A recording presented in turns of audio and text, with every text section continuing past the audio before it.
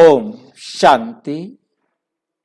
आपका प्रश्न है, आत्मा एक शरीर छोड़ते ही दूसरा शरीर लेती है तो धर्मराज कब निर्णय करता है? फिर धर्मराज उसका निर्णय कब करता है? जब उसने शरीर छोड़ ही दिया और दूसरा शरीर ले लिया, फिर निर्णय कब होगा?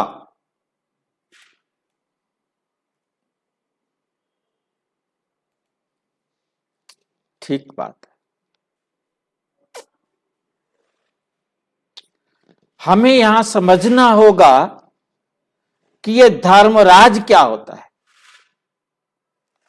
आज तक हम सबकी बुद्धि में यह बैठा हुआ है कि कोई यमदूत आता है, आत्मा को लेकर जाता है, धर्मराज के सामने उपस्थित करता है, धर्मराज एक बही खाता खोलते हैं और उसका हिसाब किताब बताते हैं कि इसने कब पाप किया, कब पुण्य किया।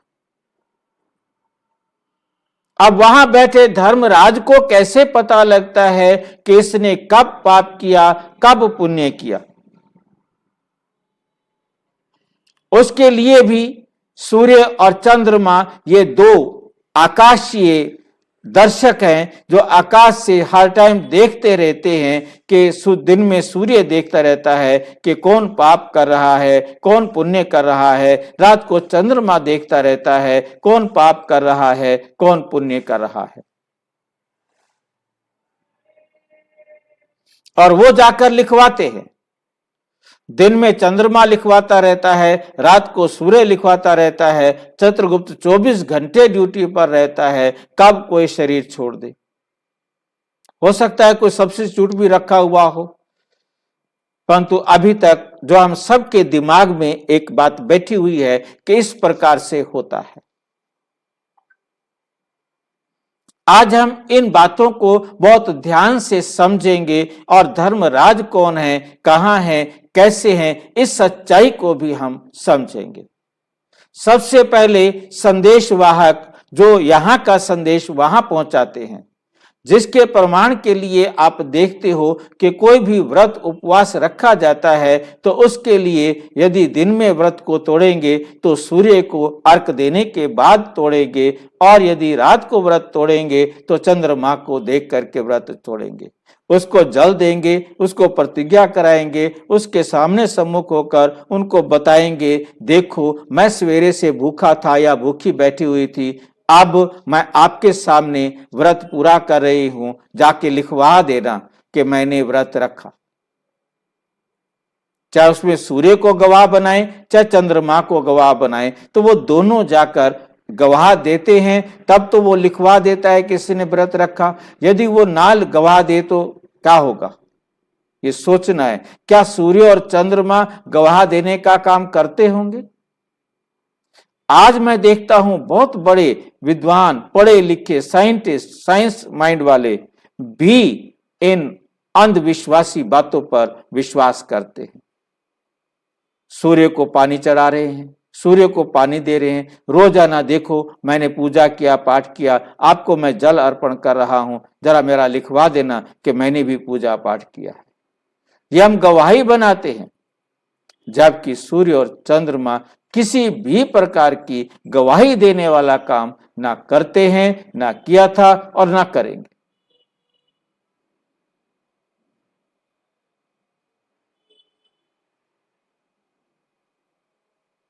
बहुत अच्छी तरह से ध्यान से समझना है।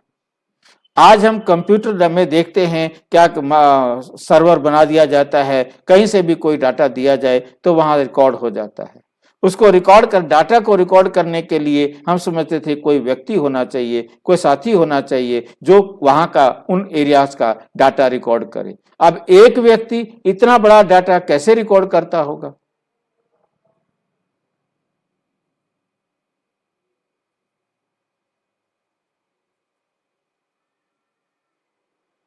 अभी हम बहुत अच्छी तरह से काफी एडवांस टेक्नोलॉजी में आ चुके हैं, तो हम देखते हैं कि हमें गूगल, कहीं से भी देख रहा है। गूगल मैप के जरिए हमने उस पे अपना जो व्हीकल है रजिस्टर कर दिया है कि हमें किस डेस्टिनेशन तक जाना है। उस डेस्टिनेशन तक हमें रास्ते में जो कुछ भी आएगा उसको हम 3D में देख सकते हैं। साइड में क्या है, इधर क्या है, ऊपर क्या है, नीचे क्या है, दाएं क्या है, बाएं क्या है, हम 3D चारों तरफ से देख सकते हैं। हम कहाँ गुजर रहे हैं, हमारी स्पीड क्या है, हमारा व्हीकल किस अवस्था में है, मतलब एकदम कहाँ चल रहा है वो देखता रहता है। तो इसी प्रकार से सारे डाटा को रिकॉर्ड करना परंतु ये भी परमात्मा कहते बच्चे जरूरत नहीं है कि कोई डाटा रिकॉर्ड करके रखे। फिर आत्मा आई है, उसके लिए कितना टाइम लग जाएगा। इतनी सारी आत्माएं एक साथ शरीर छोड़ रही हैं, कितना समय लगेगा धर्मराज को, वहां तो लाइन लगी रहेगी। इसलिए उन्होंने 13 दिन का समय लगा दिया धर्मराज के सामने उपस्थित होने का। और फिर धर्मराज बही खाते में खोले, उनको न्याय दे। न्याय क्या देना है, जो उन्होंने किया वही उनको फल मिलना है।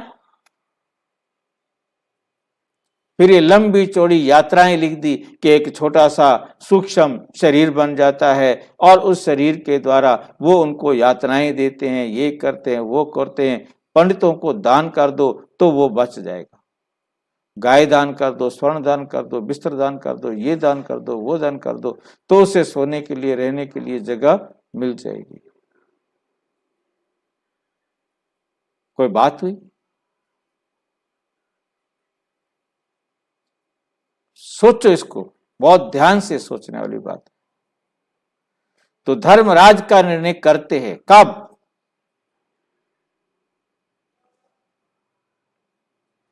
कब जो है धर्मराज निर्णय करते हैं।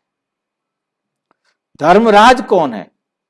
यहां यमराज के बारे में हम थोड़ा सा जान ले। यम कहा जाता है रुकना। जब तक आत्मा शरीर में है तो शरीर चल रहा है, जैसे ही आत्मा शरीर से निकली ये शरीर रुक गया और कहा गया यम आगते। चलते हुए शरीर में रुकावट आ गई। अब इसमें यम के आने की तो कोई बात नहीं है, उन्होंने यम एक व्यक्ति को बना दिया, कोई एक शक्ति बना दी जो आती है और आत्मा को ले जाती है। आत्मा थी तो ये शरीर वर्क कर रहा था, आत्मा नहीं है तो अब ये शरीर वर्क कैसे करे? चलता हुआ शरीर रुक गया, इसलिए यम शब्द का प्रयोग किया गया। यम माना रुकना। या कहा गया कि यम अकाल आ गया, समय आ गया। किसका समय आ गया? आत्मा के शरीर छोड़ने का समय आ गया।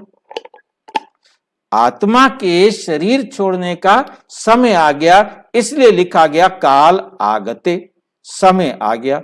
उन्होंने काल या यम दूत को इस प्रकार की शक्ति, इस प्रकार की व्यक्ति को व्यक्तिगत रूप से बना दिया कि जो आता है और आत्मा को पकड़कर ले जाता है।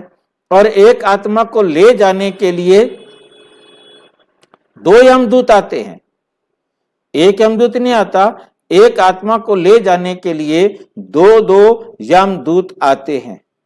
और जब 2 यमदूत आते हैं तो वो कैसे लेकर के जाते हैं, इस बात को हमें बहुत अच्छी तरह ध्यान से समझना है। एक आत्मा को ले जाने के लिए 2 यमदूत आते हैं, और ब्राह्मण की आत्मा को 11वें दिन, वैश्य की आत्मा को 13वें दिन, शूद्र की आत्मा को 15वें दिन लेकर के जाते हैं। अब हम इनको एवरेज निकालें, इसीलिए कोई 11वां करता है, कोई 13वां करता है, कोई 15वां करता है, कोई 17वीं करता है, क्योंकि उनके लिए लिखा गया कि उनकी आत्मा इतने दिन बाद पहुंचती है।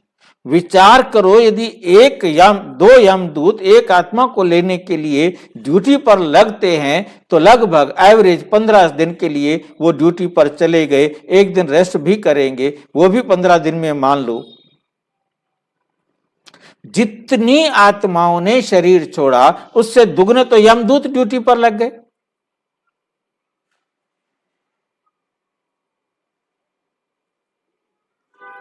कितने यमदूत चाहिए? जितने मरे उनसे डबल तो यमदूत चाहिए,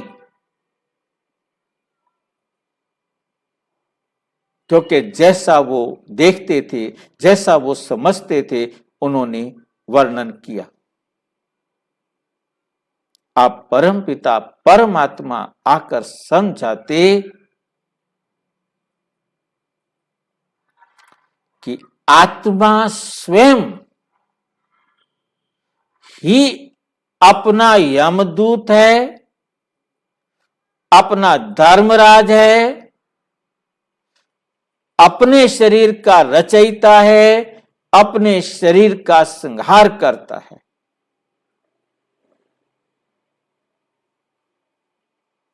और अपने शरीर की रचना करता है, अपने कार्मिक अकाउंट के हिसाब से, ताकि वे अपने कार्मिक अकाउंट के हिसाब से सबके साथ हिसाब किताब बराबर कर सके।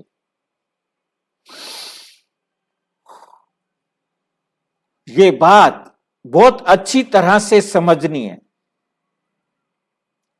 आत्मा में पूरे 5000 साल की रिकॉर्डिंग है कि उसने कब, कहां, कैसे, क्या करना है, और वो रिकॉर्डिंग धर्मराज के या धर्म के, न्याय के नियम के अनुसार बनी हुई है। उसमें यह भी लिखा है कि ये गलती करनी है और इस गलती के बाद इसकी सजा भी इस प्रकार से लेनी है। ये श्रेष्ठ कर्म करना है और इसका श्रेष्ठ फल भी इस प्रकार से इस समय लेना है। एकदम एक्यूरेट, पहले से ही डिसाइडेड रिकॉर्डेड सीडी है ये।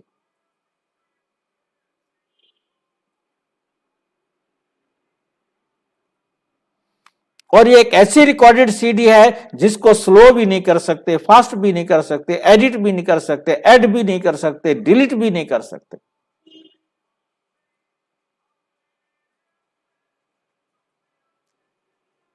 और इस नियम के आधार पर ना तो इनको यहां पर कोई अलग से यमदूत चाहिए, ना ही कोई यहां पर अलग से धर्मराज चाहिए जहां जाकर उसका निर्णय किया जाए। आत्मा स्वयं अपना बैलेंस जैसे ही एक बटन दबाते हैं, कितना बड़ा का अकाउंट्स लिखा हुआ हो, कितने पेजों का अकाउंट्स लिखा हुआ हो, एक बटन दबाया उसका आंसर सामने आता है। ठीक इसी प्रकार जब भी हम अपना अकाउंट बैलेंस देखना चाहें, बैंक में विड्रॉल स्लिप के लिए ओके करेंगे, विड्रॉल स्लिप हमारी जो है ना पासबुक स्लिप या पासबुक की जो इंफॉर्मेशन है वो सारी की सारी मिल जाएगी।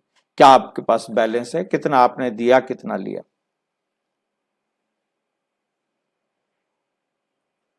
वहां फिर भी टाइम लग सकता है, बटन दबाने का भी टाइम लगता है। यहां तो संकल्प किया और रिजल्ट सामने। आत्मा ने शरीर छोड़ा और उसका रिजल्ट उसके सामने।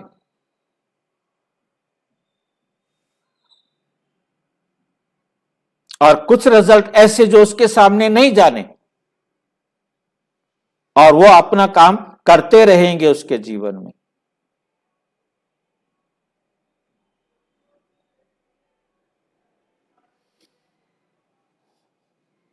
बहुत बहुत अच्छी तरह से समझना है कि आत्मा एक एक्यूरेट एक्टर है और एक ऐसा चैतन्य एक्टर है जो अपने रोल में कभी कोई गलती नहीं करता है।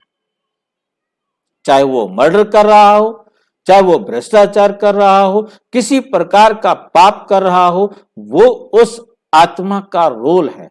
उस पाप के कर्मों का फल, श्रेष्ठ कर्मों का फल भी उसको अपने निश्चित समय पर मिलेगा ही मिलेगा।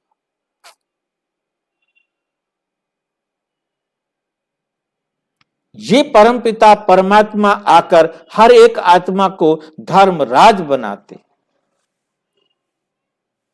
तो हर एक स्वयं स्वयं का धर्मराज है। जो अपने कर्मों का हिसाब किताब साफ करते हैं। और अच्छी तरह से समझना हो तो प्रजापिता ब्रह्मा कुमारी ईश्वरीय विश्वविद्यालय के किसी भी सेवा केंद्र पर संपर्क करें और यदि कोई प्रश्न है तो 9213106986 पर केवल टेलीग्राम करें, 9650692270 पर केवल व्हाट्सएप करें, फोन नहीं। ओम शांति।